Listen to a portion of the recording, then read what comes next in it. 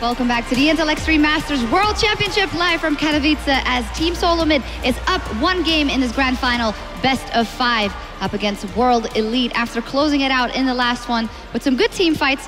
What do you guys think? This time TSM is on the blue side, but what is WE going to do in reaction? What are they going to ban out? You have to ban the Annie, absolutely. Lustboy was incredible that game. The engages were really the thing that allowed TSM to come back from losing the early game, and even then, the ganks in bottom with the flash Annie Tibbers, too powerful to handle, and World Elite, their discoordination in the team fights just crumble into the Annie. I think we expect a set ban again. This should surely be happening. I think it was too powerful on Bjergsen when he was playing it. Yeah, we also have to ask questions of this job, and again, it has its strengths and its weaknesses. Crumbs, I know you talk quite extensively about the two junglers in this particular matchup. Spirit for his dedication to the Prince of Demacia, and Santorin for maybe overvaluing his flash and these engaged champions. But we saw that Rek'Sai, with no Spirit can play some of the other oddball picks. I'd like to see him try something different. I just want to see him off the Jarvan, just because I feel like when we saw him play Lee and Rek'Sai, but Rek'Sai will more than likely be banned, he has a lot more pressure on the map in the early game. The Jarvan has to base early, you know, he can't go for staying in the jungle on his first time there, on your first clear, and it weakens your early game, and we never saw an early gank to put pressure on the map, and I think that would give World Elite a little bit of a better edge to snowball the early game like they did last game. I got a question for you guys. WE are only really winning games when they play these low damage threat or low number of threats but high tankiness compositions. They lost with the exact comp they used to beat the GE Tigers. Does TSM have to change anything? Well, I think beside the Annie ban, there's not much they have to do. I think they need to get on their comfort picks again and just play the team fights out better. And I feel like they got caught off guard by one or two bad team fights. And I felt like they were having the Baron, they were overcommitting.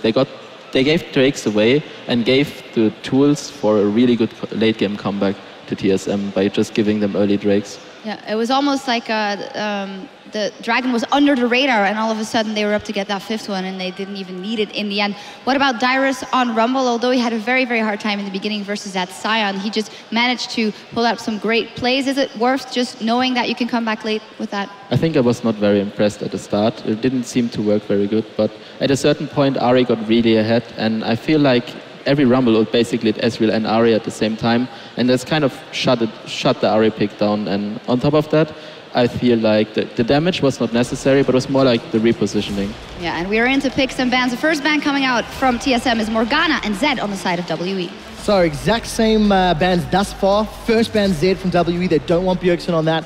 It was a last ban Morgana from TSM, and TSM banned Rek'Sai.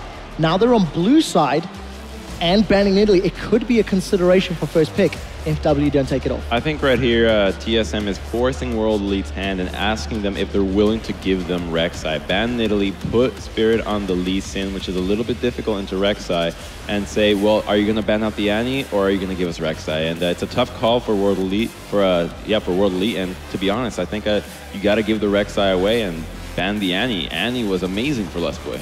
TSM's last ban was Maokai in the previous matchup, as well as that Rek'Sai as we've already touched on. WE, they took Victor off the table. We have already seen Bjergsen running that Victor, but with LeBlanc going out, we'll see what W prioritize. I think they just didn't want to run into the same matchup as before. I feel like World Elite is very comfortable playing Ari into LeBlanc, therefore Bjergsen wasn't considering for himself. So they just picked up the Rek'Sai, like we said before. Really strange you're not seeing this Annie ban, to be honest, and more than likely we're going to see, as you mentioned, the affinity for the Prince of Demacia from World Elite, and a little surprising, either they're going to take the Annie themselves, or, I mean, I guess they're going to give the TSM the same composition they gave them last time. A little worried here. Yeah, I was just about to highlight that Maokai. It was banned previously. We really, really like Aluka on mega, ultra, mega tanks. And if he gets his hands on this Maokai, a little easier to set up mid-game teamfights with that point-and-click route. Also, the Annie, that is most likely going to be picked up by TSM soon. It's just having a hard time against Maokai because all of that AoE damage reduction plus a really good engage with Righteous Glory. You just engage on the Annie, you stop her from engaging. If there's not an instant counter initiation, you really have a hard time playing against Maokai. I think in this draft, you know, if both teams look back on that game, they can say we did really well. We had 1 or 2 mistakes. let's play the exact same comps again, because I feel like both teams can look at their play and say, you know, adjust a few things, and we don't have to change our draft at all. We had success in the areas that we wanted to get, and I wouldn't be surprised if we see two exact, almost identical team comps that at least perform the same goals with a little variation in the champions. Well, a little variation indeed. That was a fairly quick Janna lock-in, not the Annie that we had been discussing. Crumbs, well, you don't know if you like it? I can see that. Yeah, you know, why do you have to change this? You had so much success on her, to be honest, and Diana from the get-go, so I suppose I want to force Bjergsen to play a Xerath, perhaps? Well, it was baiting on the Diana pick as a priority in general because they banned Victor. I feel like there's not much to say right now. I feel like they're just picking up the champions that they feel the most comfortable with. They have a really good hard engage comp, and I feel like TSM needed some kind of counter initiation or protection support, and since they didn't want to go for a hard engage comp again, most likely they just picked up the Janna away from World Elite. So, Team SoloMid going to be looking for a top laner and a mid laner. Crumbs, you've alluded to maybe a Xerath. Might be a bit difficult into that Diana matchup. So much engaged with Diana and Leona on WE. They just want to go ham and they want to do it all day long. To point out the World Elite composition here, they have 4 champions that become very tanky within themselves, especially from the itemization. Diana with the Hourglass and the Abyssal Scepter, Leona with her W, and the low damage from the Sivir might be a problem because more than likely TSM will have to go with a double AP composition, and once the Aegis comes out, the early magic resist, and the Crucible against the Lissandra, any late game team fight with a hyper carry or high damage, pretty much just not a Corki from the AD carry, will mean that in the late game, World Elite should be winning these fights. And I really like the pickups that we just saw right here, the Rumble and the Lissandra. Just stop the engage, re-engage, a Rumble ult down, Lissandra ulting herself, going into the team fight. There's a lot of lockdown as well for the lanes. Rek'Sai, a lot of global pressure. There's a lot we can see from their comp, and they really picked smart against this all-in engage comp. I really think Dyrus is going to need to prioritize that Hourglass against this WE composition. I felt like he got a little late in the previous game. And we'll need to see how Bjergsen can perform on this Lissandra. Again, it's been a pick that we have seen a couple of times throughout the tournament. Last AD carry, Crumbs, you said anything but Corki. I like Caitlyn. You're expecting to go for long team fights with the rest of that team. Caitlyn's fine and it makes their late game decent, but they have a really good way of zerging the backline and pretty much ignoring the frontline threat because of the Sivir and the Rek'Sai. Rek'Sai can just E into the backline. Lissandra, same thing as well. Drop a Rumble on the Caitlyn. She finds herself having to E out of the team fight and she's no longer useful. And we saw the Caitlyn pick up also because they play versus Sivir, which means Sivir versus Caitlyn is just the pressure lane. They might just want to go for that 2-on-2 and want to have a really good carry to not fall behind early with Leona, get that Leona rolling, find the right team fight as a 4-man engage comp, and yeah, that's basically what they try to do with this. I think this game will more than likely either end in about 30 minutes in favor of TSM if they can close it really quickly because of their incredible mid-game, or just be closed out by World Elite by the scaling. Yeah, we will find out that the cup is what they're fighting for. Can TSM make it 2-0? WE coming out. We'll find out right after this.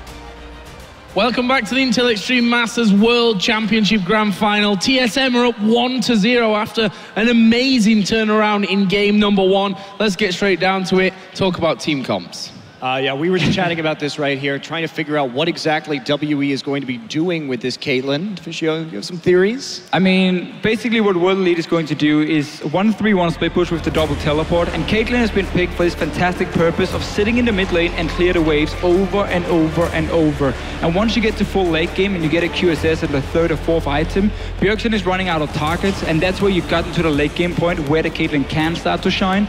But she needs to get there, and she needs to be able to sit in that mid lane and just wave clear. Yeah, you know what is a little bit worrisome for me, Deficio, is that when we've seen WE win, they've done it very effectively on these more skirmish-based compositions. And when they go to the very late game, like we saw last time, even though they had this massive advantage, they made positional errors. They showed that they're still a little bit unused to playing together as a unit, and they failed to close the game properly. You can really see the main tactic for World Elite is we want to fight. We want a team fight against you. So even when they have super minions pushing in the lane, they don't wait for them, they don't play around them, they go for these engages. That's why they lost the last one. They got caught out under the tower of Team SoloMid. But we have seen this Diana pick before here. If you get out the laning phase, if you get your Abyssal and your Hourglass, you become very tanky and you become very strong in the one-on-ones, and that's where the teleport can really pay off. But they gotta get to that late game point. The pressure is now for Team SoloMid around this mid lane with the Ignite. Yeah, we also talked about in the mid game, if you do that 1-3-1, it's so easy to collapse on the very low escape. And here we go, Dyrus. Whoa, Dyrus is way out of position here. Are they going to follow through? You bet they are. That will be first blood here. Going over to Spirit. Might not be over just yet. Aluka is at half HP. Here comes Turtle from the side. Aluka going to be the first target from this one. But while Turtle going low, they use someone to heal. Spirit's there as well. He gets exhausted, and Spirit will also fall. And that will be a 2-for-1. Maybe even more. Mystic will flash away. What a crazy start. Insane level 1 here. Dyrus, he was just walking down in the jungle of World Elite. He got caught out first, but then suddenly they decided to keep fighting on the side of World Elite. Mystic came from the mid lane as well behind them. There was no flashes for Luca and for Spirit, and they end up dying. So suddenly, the master bait here from Dyrus pays off for them at level 1, but that was a very strange one. The masturbate indeed, Deficio. We are only 2 minutes and 10 seconds into this one, already going a little bit crazy.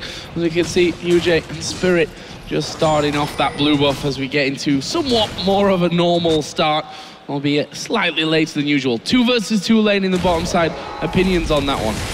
Well, I mean, Leona and Caitlyn, not exactly the highest lane synergy, but if they can avoid some auto attacks and play a little defensively, they may be able to get some hits on the Wild Turtle, but it is going to be a challenge. Yeah, we see already the early trade here.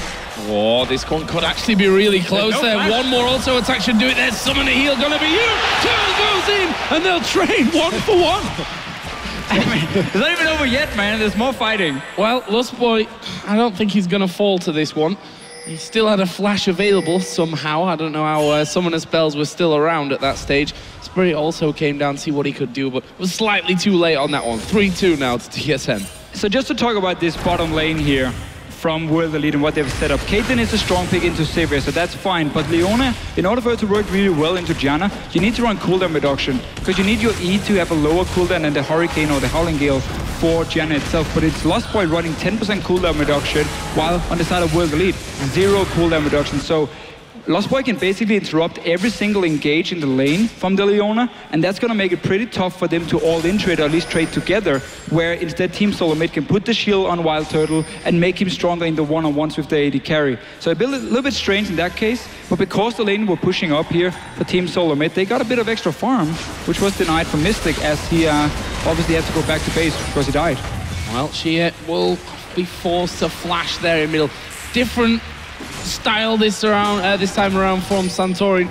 Well, maybe playing that Rek'Sai with so many summoners down across the board is a little bit more fun for him in these early stages of this one. Top lane as well, Aluka versus Dyrus has been going in favor of Dyrus up until now.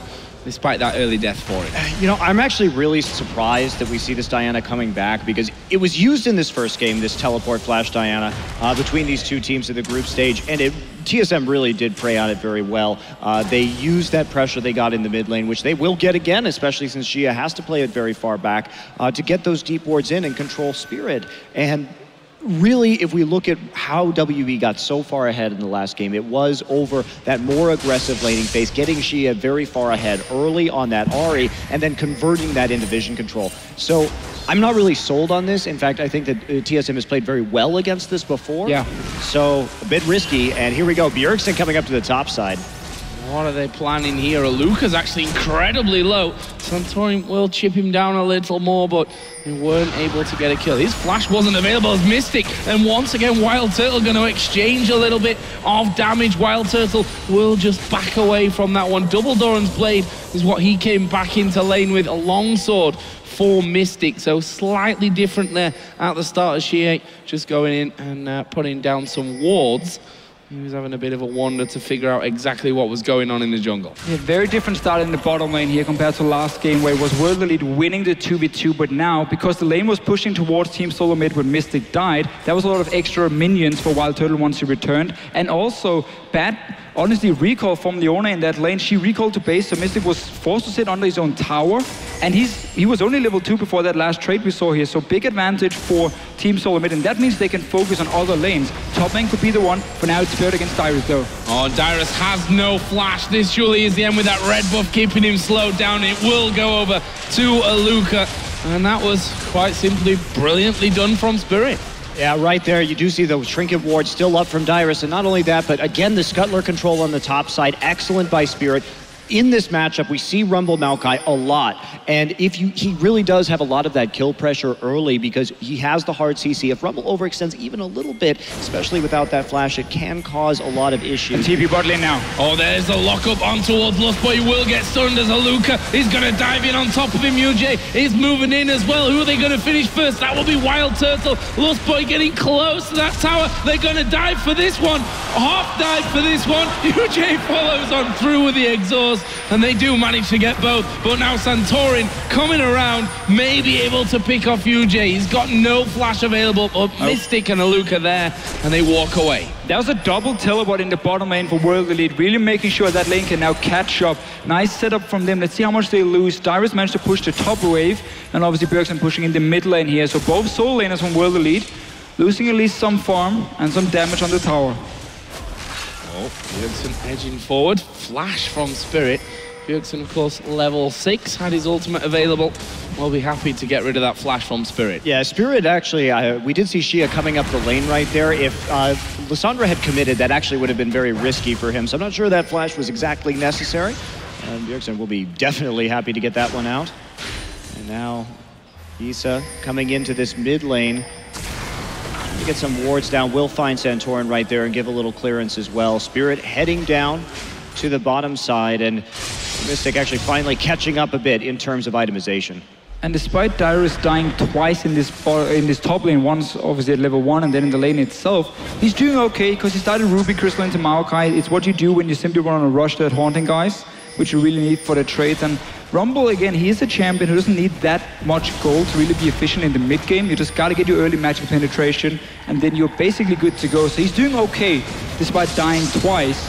And now we see Team SoloMid grabs the blue. Look at the difference here. Now World Elite running with teleport in mid lane. You don't have the same pressure. Suddenly it's Team SoloMid invading on their blue buff, denying that one from the Diana pick here, really making sure that Bjergsen, once he picks up his own blue, is going to have a very easy time in the lane.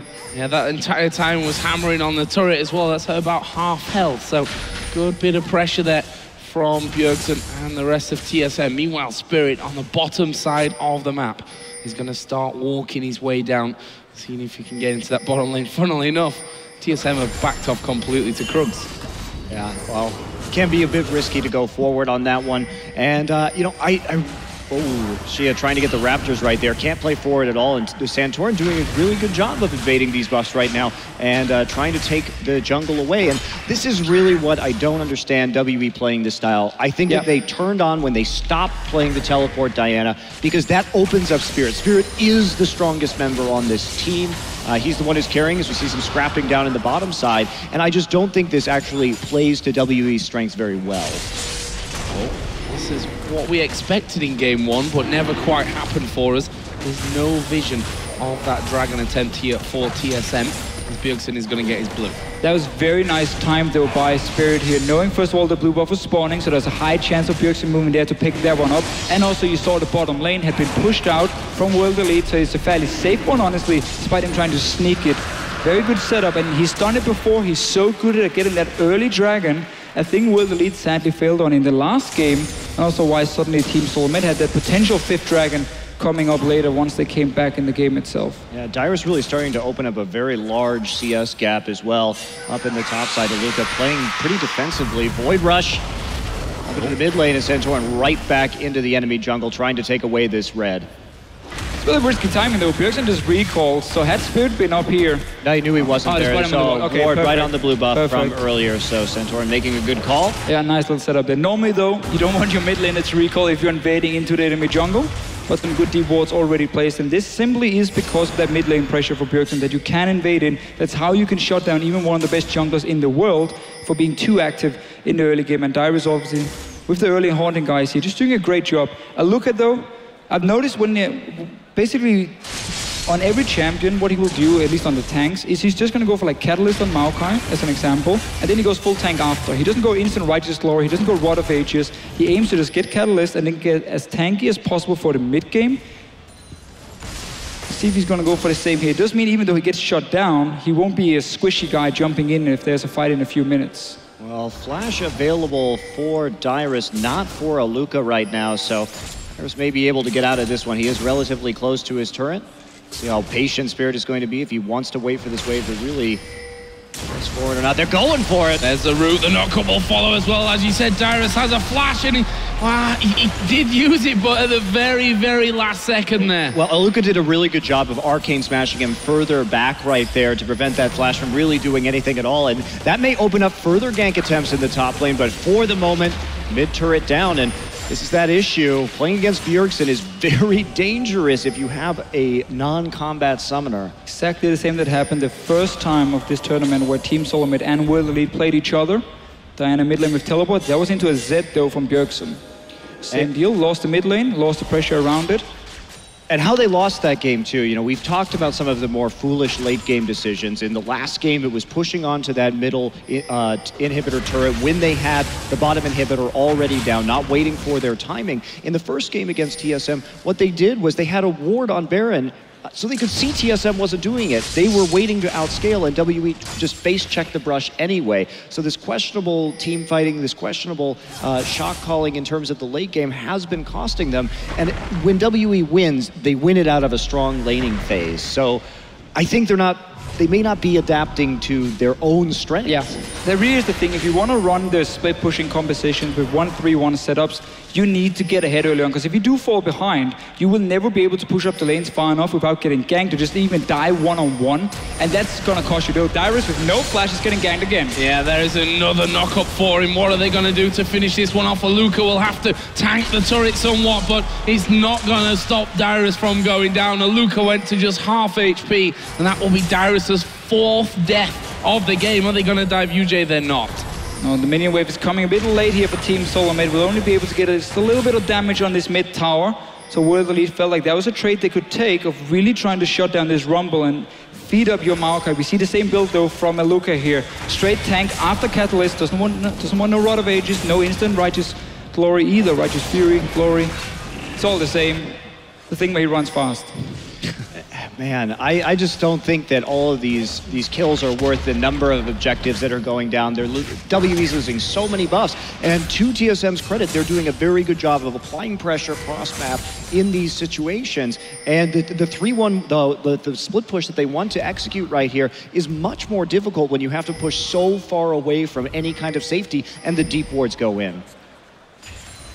UJ and Mystic probably need to be a little careful on this bottom side. Rek'Sai is up in the enemy jungle, but Spirit is actually there. And Spirit going to go in from this one. Not sure on this decision. We will see a teleport coming down. There is Yuji. It'll get in there. There is the ace in the hole coming through. Is blocked nicely with the spell shield from Wild Turtle. There's the first kill onto Yuji. Meanwhile, Bjergsen on top of the Malel. It's Haluka that they lock up, and he will be going down any second. Meanwhile, Mystic gets knocked up by Santorin. Wild Turtle trying to finish him off, but he flashes over the wall. Either way, that's a 2-for-0 for TSM. And that was just straight up miscommunication on WZ's part. They didn't coordinate the engagement with that teleport at all. Very late TP from Haluka. I thought there was another TP going to be coming in from Xia, but if you want to make plays like this, I mean, Spirit just eats a huge amount of damage there before the Cataclysm drops before WE's top laner even gets there. We're going to see another TP though. Oh, this could be dangerous. Summon a heal. Baited out there. Turtle's going to get to the tower. And he's just out of range of the Crescent Strike as well. Santorin comes around to make sure that Xie doesn't push too much in there. And Wild Turtle, big kill for him in this bottom lane to go 4-2-2. And that is so good against the Caitlyn. If Caitlyn doesn't do well in the early game, she becomes so weak in the mid-game stages here. I mean, she's gonna need 20 minutes now to get 3 damage items and a QSS to really become useful. And that is so important for Team SoloMid. Wild Turtle with a great game so far in this series. And of course, Bjergsen in the mid lane farming like a madman. And we were discussing in the pick and ban phase, maybe as we see Xia gets jumped on right here. That was, you know, typical tunnel under the wall. They had a pink ward there, but just too late when he saw that one coming. Smited to slow him, and well, now Bjergsen is going up towards his top lane where Haluka is underneath the turret. He's going to have to go through the TSM jungle to escape. Spirit is actually on that top side, so not too much of a problem for him. Meanwhile, down at the bottom lane, a 3-man push from TSM. Yeah, this is a problem for World Elite. They're trying just to take a blue buff, honestly, by losing them bottom lane tower. Wild Turtle as well pushing the mid tower here. All TSM is doing is just looking for cross-map objectives. When they see 2 guys on the top side, they know they're going to be stronger on the bottom side of the map, and that's why they're pushing it in, getting a lot of damage on the towers. Dragon being set up as well. No teleport from World Elite. They won't be able to stop this one.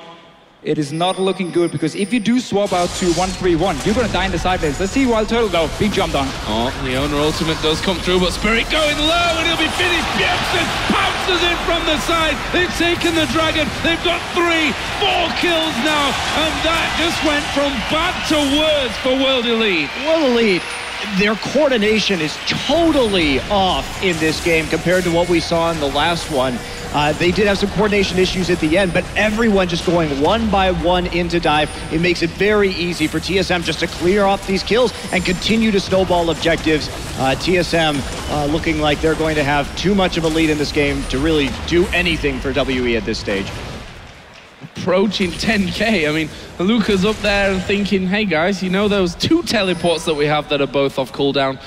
Well, I can't join in, and we're losing out. Further and further they fall behind. This turret will go down to the minions slowly but surely. No one there from TSM to stop that happening, but that is the first tower of this game for World Elite. It's just insane to see the difference when World Elite is not winning the early game. Because when they're winning the early game, they start setting up these deep wards here. They get the right team fights, play around objectives, and of course the lane pressure so well. But now that they fall behind, the teleports haven't worked for them. Suddenly, you could see it's Team SoloMid picking all the right fights, and World Elite not knowing what to do, so they just figure, let's just keep fighting. It seems to be what's working for us normally. And that's where Team SoloMid keep punishing them, winning, always having a numbers advantage as well. Well, you know, what I don't like about these 2 TPs is that you have to kind of use them together in this situation, and you also have to be able to take so much of an advantage whenever you use them. The long cooldown, the 5 minutes coming in, and if you use them improperly even once, TSM will come back, take 2 or more objectives, and it doesn't work when you just... This is a very new team to be playing together, to expect Xia to come into this tournament and be able to constantly use his teleport in unison with Haluka in the top lane, I think is asking too much. All you do is hurt your best player, because it's going to be so much harder for your jungler to make plays around the lane when you have that teleport. So why do you not want to allow Spirit to really carry your early game like he's done so many times before? I don't think we're going to see this Diana in game 3, that's for sure. Oh, we're going to see a fight here. TSM looking to get some damage onto the inhibitor. All 10 players currently sat there, but looks like TSM had enough. They still have that inner turret in the top lane to go back to, which will be easily pushed to get in range to do the damage there. Aluka is going to try to stop that one from happening. We have Leona coming in as well. This will be a couple of hits from TSM if they decide to commit. And they're just going to go straight back around to mid. You have control of the top side of the jungle, so you can always take the shorter route between the two lanes here, mid lane and top lane. That's why they can go top, push it in, wait for World Elite to react, and then just follow the minion wave down to the bottom side of the mid lane where inhibitor is open. All they're waiting for is World Elite to slip up and keep one guy in the lane where TSM is not pushing, and then you have suddenly 5 versus 4. We might even see them try and just go for a bit of an aggressive move, flash in ulti on someone from World Elite, blow them up instantly, and suddenly you can take that tower as well. Back to pushing just 2 lanes. We're back in this pressure, honestly, just around one side of the jungle. It's what World Elite did so well in the last game. It's now Team SoloMid doing it against them. Well, it did end up badly, despite how well they did World Elite in that last game. We'll see if TSM fall foul on that front as well. Either way, a bit of ward clearage going on. There's nothing in the Baron pit itself, as we can see there with the vision toggle to WE's view. And look at this, they see, that's a nice little sapling over the top. I'm going to say they see Aluka coming in, but he did the wise thing, something that Mystic didn't do in that last game, which was, you know, using your spells to check areas of the map that you just don't want to blindly face check. Either way, TSM pushing back that mid lane out, and well, basically resets what we had a minute or so ago. Yeah, just another siege onto the inhibitor right now. TSM really doing a good job of methodically closing this game, taking very few risks, seeing if they can get some picks or take some objectives for free. That big minion wave has pushed up all the way to the bottom lane turret. So this is the kind of methodical closure that WE had every chance to get in the last game, and had to turn around on them a little bit. But I don't think TSM is going to be hasty and make those same kind of mistakes. They played together for too long. Leona ulti being popped there. Yeah. No follow-up after the tower died there. And you can see how Dyrus, despite dying 4 times, I mean, he's more than fine. He has his magic penetration. He soon has an hourglass as well for him. Sure. And meanwhile, Team SoloMid focused on getting kills on the AD carry, on the mid laner, the 2 carry roles, honestly, on the team. So it's really not paid off for World Elite to focus Dyrus so much. Yeah, well, he may have died, but every time they did, they took a bunch of towers, so he got a lot of that money right back in Global Gold, not to mention that he had that huge CS advantage in the first place. So he has been playing from a pretty substantial advantage for a lot of this game. His death's pretty much irrelevant so far. Blue buff there for Bjergsen. Santorin is once again going to get control of this bottom side, or at least try to get control of this bottom side of the map. Spirit is somewhat alone. Of course, does have... Oh, the ultimate going through just in time, and that will be Spirit dead here. Bjergsen now unstoppable at 504. And he was way out of position. It was obviously relying on the flag and drag to just get out of there, but Bjergsen too quick for him. And no backup there either. A lot of the coordination that we've seen between WE's jungler and support just not coming into play this game. They did get some wards down, so they can, I suppose, have a nice view of Santorin taking their entire jungle before turning back to this drag. Only 1 dragon so far for TSM. But they're just taking this nice and slow. Yeah. No reason to go for any crazy dives or anything. Now you can just walk straight into the top side of the jungle, ward it off completely, push World Elite back, and then there's suddenly the Baron threat, or you can quickly rotate to the top lane once the wave pushes in, get some damage on that tower, and that's going to be the last outer one. World Elite will not be able to fight for it, except for Lost Boy. A little bit greedy here, a little bit over-aggressive, I think we can say. Wow. Some interesting ultimates coming out there from WE. Lustboy has been forced to recall, though, after dropping so low with that one. And this is the first time we see WE run with an engaged support. Normally it's always disengaged. Janna has been one of the best picks for them. So changing up the style and really not been working for them in this game. They have sent Aluka down bottom, though, and he's actually, I think, going to get turret number 2. Oh, Lustboy going to go face checking over. There is an ace in the hole coming through as well, and Mystic will record his 3rd kill, but TSM looking to turn this one around. UJ will be taken out there. Aluka has teleport available here to get involved, but Dyrus is actually down on the bottom side there with him, so they'll trade 1 for 1. Both supports dead. And this build, though, I mean, we see the small amount of damage that Mystic is doing to Santorin right here. It's really, you can see how far behind this Caitlyn is in terms of the power spike. There's the ult on Xia. Not much more to be said, really. Spirit, though, is going to try and kill off Wild Turtle, but he's bitten off more than he can chew. It's actually Bjergsen who will get it with the Ignite. They lock up Mystic as well. 3 men down. Rumble, Dyrus has walked all the way up from that bottom lane, and TSM with 4 men, including the AD carrier mid laner, are knocking on the Nexus turrets. Lostboy is on his way as well. Popped the talisman and everything. Team SoloMid looking so strong here in game 2. Definitely a much better performance than game 1, and I think a very questionable draft from WE. After, you know, if you're WE and you play game 1, you look at that game and you say, hey, we controlled this thing so well from start to finish. Why not just play that same style one more time and see if you don't make quite so many teamfight mistakes in that late game? But instead, they change up their strategy pretty drastically, actually, and into the same style that saw them losing to TSM in the group stages. I just don't think the decision-making's there from WE. Usually it's wise in League of Legends to kind of keep what's working for you until it proves that it can't. Instead, they took what they abandoned what was working for them and took what they had already had evidence didn't work and put it into play. Not sure if they got greedy with the Leona pick as well. I mean, what is she really going to offer? In a 1-3-1, she just sits in the mid lane with your AD carry, and then you wait for a teleport play, but once again, that requires you to get really far ahead before you can pull that off. Well, why not get some disengage on your support that can help your Caitlyn out? Yeah, and it's not even like there's kill pressure with Caitlyn anyway, so if you want to get that Leona, maybe try and go for some stylish lane kills or set things up for Spirit, but that's just unlikely to happen. I mean, the only explanation is that they wanted to make that play in bottom lane with double teleport and try and set that up, but still hard to do. And here's Aluka going to be locked up first by Bjergsen. Howling Gale knocks him up as well, but only half of his health dropping away. He is decently tanky at this point. Certainly not the kind of tank that he was in that last game, of course, playing Sion. Meanwhile, Dyrus will be pushing up the bottom lane, so WE's hand may be forced here soon. Good thing for them is while Aluka's TP is down, they of course have a second one with Xie in that mid lane, so he might be the man that's forced to go down there, or you know, he could send both of them down there and just give up the tower. Well, I mean, not a whole lot you can do anyway to really defend this one. You only have Caitlyn as proper wave player at this point, with Diana sitting in one of the lanes, trying to hold the super minions, and also she really needs to get in with her auto attack to really clear this wave fast enough. Spirit, though, might be caught out.